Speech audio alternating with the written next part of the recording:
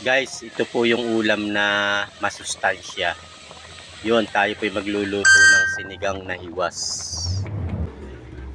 Ito na, kumukulo na po yung ating tubig. Ilalagay na po natin yung sibuyas at saka kamatis.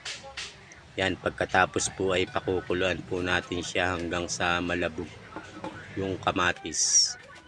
Ito na po, ilalagay na po natin yung hiwas na isda na binili po natin kanina. Ito po ay konti lang po ang sabaw. Bihirang-bihira lang po kaming makabili ng ganitong isda. Napakasarap po nitong sabawan.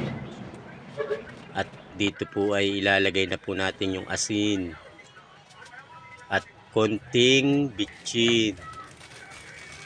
Yan, bitchin po, konti lang po mga lodi. At lalagyan po natin ito ng pampaasim. Isang maliit lang po na butil. Yan.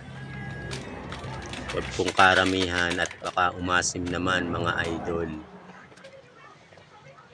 Haluin lang po natin mga lodi. At pakukuluan pa po natin ito ng isang kulo. Dito po ay ilalagay na po natin yung pichay. Pero halu-haluin po muna natin mga idol. Yan, kumukulo na po siya. Sarap mga lodi.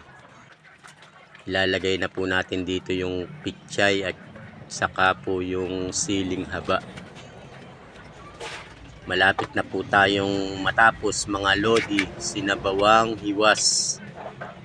Yan, napakasarap po ng sabaw nito, lalo na po kung bagong luto. Diretso kain na po ito mga idol. Maraming salamat po. At paki-share naman po yung ating mga ginagawang content. Maraming salamat po everyone. Bye bye po, kain na po.